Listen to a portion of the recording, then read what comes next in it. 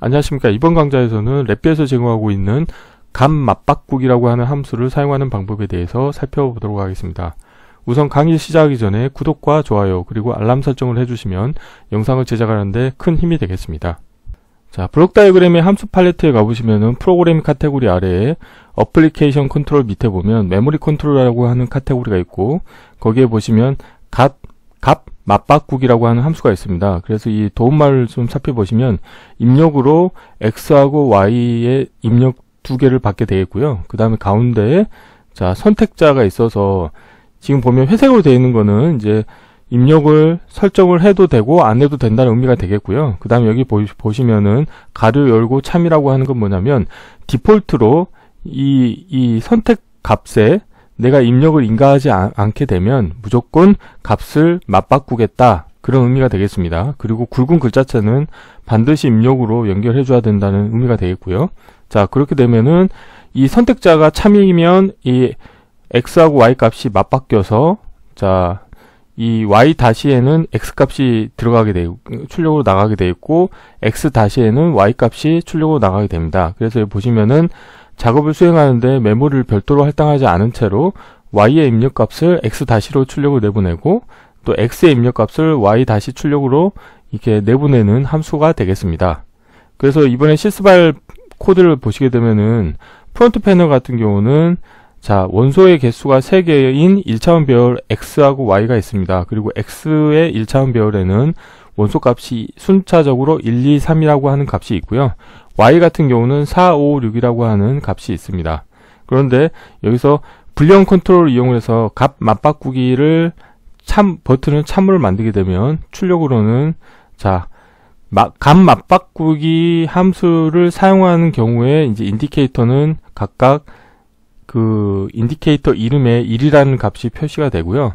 아래 같은 경우는 직접 매뉴얼로 코딩을 해서 값을 바꾸는 코드 부분이 되겠습니다. 그래서 그거는 그 인디케이터 값이 2라는 값이 표시가 되는데요. 지금 보시면은 x1 값은 자, y의 값이 x1으로 출력이 됐죠. x2도 마찬가지로 y 값이 x2로 출력이 되는 걸 보실 수가 있습니다. 그래서 동작상으로는 동일한 동작을 수행하지만 코드를 봤을 때 이 값 맞바꾸기 함수 같은 경우는 이 제공하는 함수만 이용을 하시면 아주 간단하게 기능을 구현할 수 있는 반면에 자, 이 아래 같은 경우는 실제 케이스 구조를 이용을 해서 값 맞바꾸기 값이 참일 때와 거짓일 때를 직접 코딩을 해 주셔야 됩니다. 이렇게 되기 때문에 이런 경우에 이제 코드의 컴플렉서티, 그러니까 복잡도가 많이 증가되거든요. 그래서 이런 값 맞바꾸기라고 하는 함수가 있는지조차 이제 모르는 경우에는 이제 아래와 같이 코딩을 해야 되겠지만, 이제 이번 시간을 통해서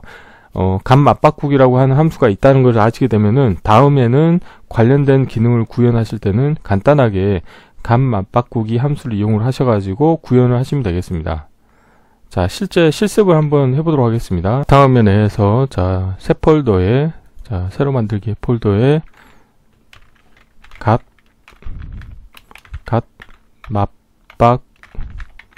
맞바꾸기 함수 사용하기라고 하겠고요.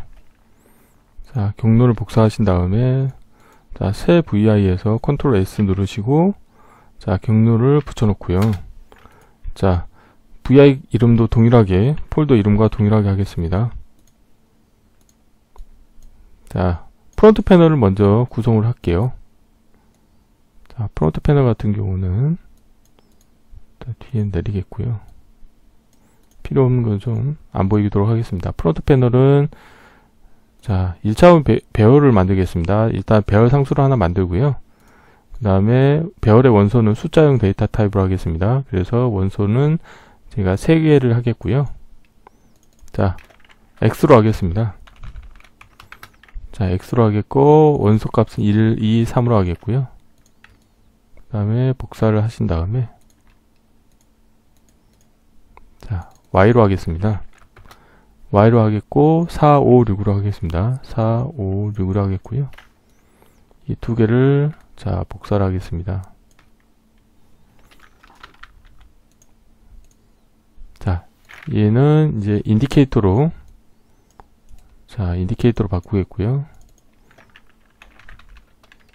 X1으로 하겠습니다. 네, y1으로 하겠고요.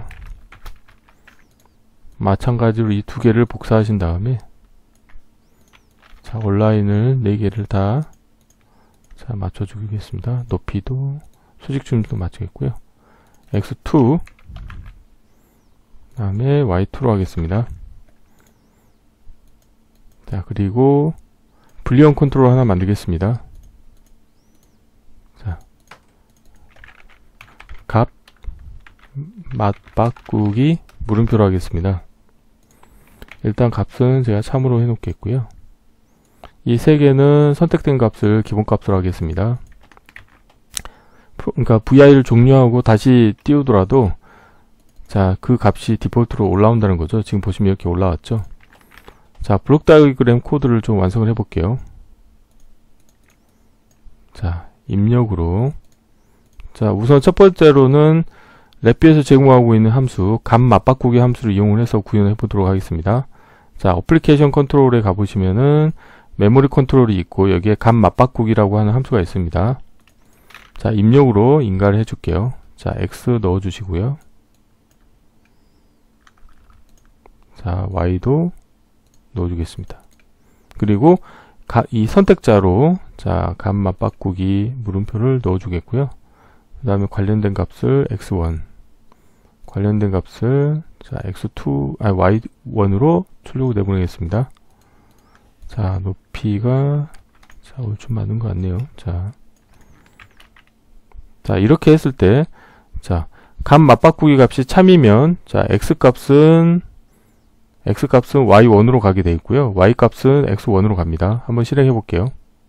일단 이걸 거짓일 때 볼게요. 거짓일 때는 x 값이 x1으로 가거든요. 그래서 x 값이 x1으로 가고 y 값이 y1으로 그대로 갑니다. 자, 근데 이 값이 참이다.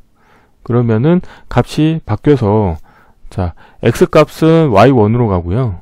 x 값은 y1으로 가고 y 값은 x1으로 갑니다. 자, 근데 관련된 기능을 구현하려고 하면은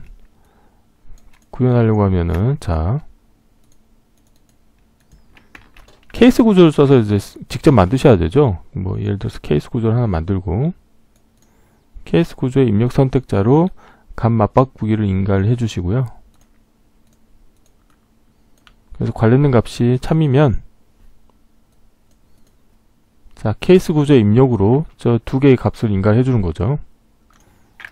자, 일단 좀 컴팩트하게 해볼게요. 자, 이렇게 하고요. 자, x 값 넣어주고요. 그 다음에 y 값도 넣어주겠습니다. 자, 그러면 참이면은 이게 이제 체인지가 되겠죠. 그래서 자, x2 y2라고 했을 때 x 값은 자, y2로 가야 될 것 같고요. 자, 위로 좀 올릴게요. 자, x 값은 y2. 그 다음에 y 값은 자, x2로 가야 되겠죠. 그래서 자, 거짓인 경우는 그냥 x는 x2로 가야 되는 거고요. 그 다음에 y는 y2로 가야 되겠죠. 자, 좀 얼라인을 맞춰 보겠습니다. 그 다음에 좀 코드를 최적화하겠습니다. 자, 됐죠. 다시 한번 코드를 보게 되면은 값 맞바꾸기 값이 참이면 보면 x 값은 이제 y2로 가는 거고요. x 값은 자, y2로 가는 거고 y 값은 자, x2로 가는 거죠. 실행을 해볼게요. 일단 이 값이 거짓인 경우 한번 보면 x 값이 x2로 그냥 갔죠. 그 다음 y 값은 y2로 그냥 갔죠. 근데 이거를 참으로 하게 되면 자, 반대로 y 값이 x2로 가고 x 값은 y2로 갔죠. 그래서 동작은 솔직히 동일하지만 코드의 복잡도가 많이 증가가 됐죠. 이 아래 같은 경우는 케이스 구조를 써가지고 참인 경우와 거짓인 경우를 직접 다 코딩을 하셔야 되는데 자, 위에 같은 경우는 랩비에서 이 아래와 같은 코드를 함축해서 이게 하나의 함수인 값 맞바꾸기라고 하는 함수를 하나 제공하고 있기 때문에 아마 그 코드를 구현하는 부분은 아마 값 맞바꾸기 함수 안에서도 비슷하게 구현이 될 겁니다. 하지만 사용하는 사람, 함수를 사용하는 사람 입장에서는 코드의 컴플렉시티가 아주 이제 차이가 나는 거죠. 그래서 값 맞바꾸기라고 하는 함수 하나만 사용하시게 되면은 아주 심플하게 유사한 동일한 기능을 하는 값을 수합하는 기능을 손쉽게 구현하실 수 있게 되겠습니다. 그래서 이번 시간에는 랩뷰에서 제공하고 있는 값 맞바꾸기 함수를 사용하는 방법에 대해서 살펴보았습니다. 이번 강좌는 이상으로 마치겠습니다. 감사합니다.